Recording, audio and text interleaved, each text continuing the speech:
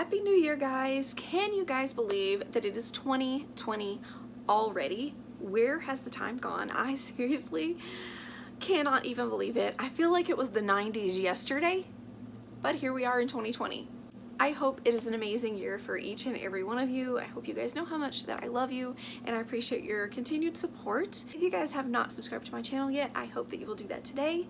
Today is going to be very, very fun. This is a tag that I created last year for New Year's. It is the New Year's tag, and I'm going to be doing it every single year, kind of like a yearbook of sorts, to see my likes, the things that I did, the things that I'm looking forward to.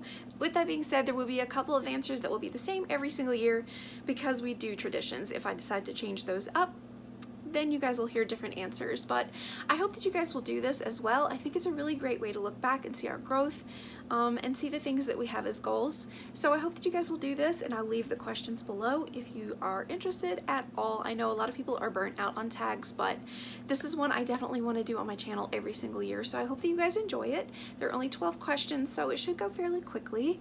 I'll try to keep all of my answers reined in as much as possible. Question number 1 is my favorite memory of 2019. So there were a few things that I really did enjoy about 2019, and one of them was being able to see Priscilla Shirer, I think that's how you say her name, in Charlotte. A group of ladies from our church bought tickets in December of last year for July, and we went to see her as a group, and it was so amazing. She is a wonderful speaker, huge on motivation of being the best you that God has created you to be. So if you can't make it to any of her conferences, I highly suggest that you will purchase some of her books.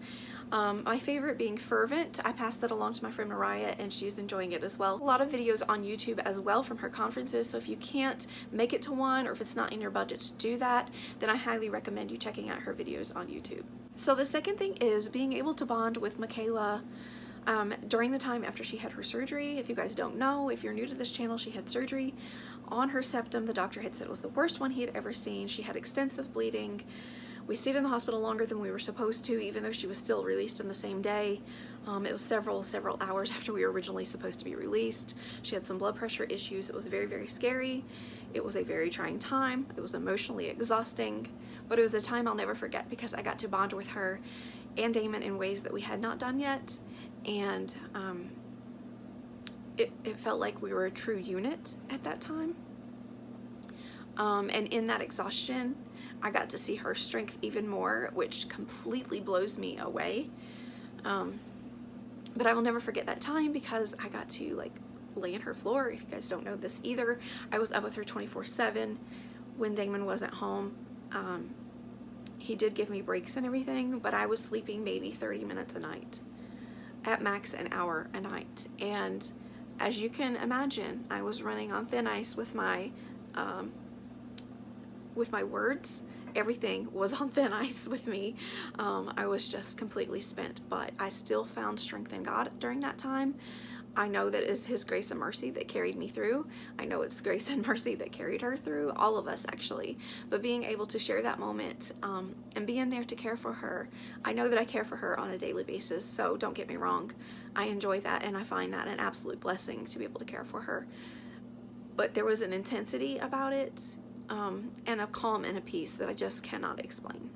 And when it came time for me to be able to pick up and go back to my room and not sleep in her floor or lay in her floor, I really kind of got sad. I'm like, I'm gonna miss her, hearing her fall asleep. I'm gonna miss those things. I'm gonna miss turning her movies back on or hearing Princess and the Frog and Beauty and the Beast 1,000 times when I'm trying to lay here and stay awake. I missed those moments actually. So that was a really defining moment for us this year in a good way, even though it came from something that wasn't so wonderful. Which leads me to question number 2. What is your favorite photo of the year? And this has to be the sweetest photo I ever took. I remember laying on the couch and Damon's giving me a break, and I looked up and I just saw this moment where he was actually getting her to take her medicine, even though it is ice cream, and he's feeding her. And I just remember a moment of being so thankful. So this is that moment, and I'm very thankful for it. I am so thankful it's behind us too, by the way. But yeah, I love this picture so much. Number 3, best song in my opinion of 2019, and I actually picked 2 because I can't even stick to my own rules. And the first one is Waymaker by Michael W. Smith, and the second one is Haven't Seen It Yet by Danny Goki. I'm gonna try to leave both of those in the description box below, like both of the official YouTube videos, so you guys can take a look at those and listen to those if you haven't already. I really feel like they're both a place of hope. So if you have experienced any moments, or you experience any moments in the future where you just need to see a glimpse of hope and a reminder of love, those are 2 songs that you probably need to listen to. I highly suggest them. Number 4, best book I read in 2019, and it's hands down Every Breath by Nicholas Sparks. Let me just tell you, I'm an emotional person. You guys already know this. This book tore me to shreds. Not once, not twice, but 5 times. 5 times I completely lost it reading this book. And I remember like the very last part of it that just shattered me. Damon's walking in the door and he thinks something is really wrong. He's like, what is wrong? What is going on with you? I'm just reading a book, babe. That's it. I'm reading a book and it's killing me. So if you like Nicholas Sparks, you already know he tends to do that. This is the one that got me the most. Number 5, best movie and best Disney movie. The non-Disney movie is 5 Feet Apart, featuring Cole Sprouse. It is based on characters that have cystic fibrosis, and it is based on a novel, which I have not read, and I probably won't now that I watched the movie first. But I was very much in love with that movie, and I highly recommend it. I really don't want to say a whole lot about it or give any like review points on it if you haven't seen it. I just really do recommend the movie. It's very nice. I like it. And my favorite Disney movie would have to be Frozen 2. It was the year of all the live action movies, and none of them really did it for me. I loved them, but none of them did it for me like Frozen 2. It is just on a level all its own. I feel like it could have even been a standalone movie. It was that amazing. So there you go. I love Frozen 2. Number 6, my favorite way to spend New Year's Eve. In pajamas. Is there any other way? Actually, we like to binge watch movies. Sometimes we will go through the movies that were featured or highlighted in the Great Movie Ride, and we will do like a Great Movie Ride movie marathon while we're taking down all of the Christmas decorations. Today I'm actually filming this is New Year's Eve and Damon is working, so I doubt that we're actually doing that this year. When he does get home from work, we will definitely be watching something. I just don't know what yet. And I am making some hors d'oeuvres, which you will see later in the month. So that is what we will be doing, just chilling out in our pajamas watching a movie, which is kind of like our every other weekend situation. Number 7, favorite tradition or favorite food to make. And you know I am all about the food, so let's just talk about that. We love to make taco cups, BLT cups, cocktail weenies in the crock pot. I like to make ham and cheese sliders. There's just a lot of things that we do like to make. Sometimes I will make a pizza with a crescent roll. I actually made a Christmas Eve this year. So I'll make a pizza out of crescent roll, and you mix cream cheese and a packet of ranch dressing, and then you just chop up all the vegetables that you would like to put on it, put a little shredded cheese on it. You can go hit it with the bacon if you'd like. We tend to do that, but since I made it for Christmas Eve this year, I'm not going to be making it today. I'm going to be making a couple of other things. I'm going to be making my buffalo chicken dip. I'm going to be making a Neiman Marcus dip, and I'm also going to be making a pickle dip because we are pickle lovers in this house. I actually made dill pickle soup last night, so we had it for last night. We're going to have it today. If you want the dill pickle soup recipe, just Pinterest it because that's where I found it and I fell in love. So if you're a pickle lover, I highly suggest it. Number 8, something you're looking forward to in 2020. There are a lot of things that kind of come to mind, but I'm actually excited to take Michaela prom dress shopping. She's going to senior prom this year. We didn't go last year.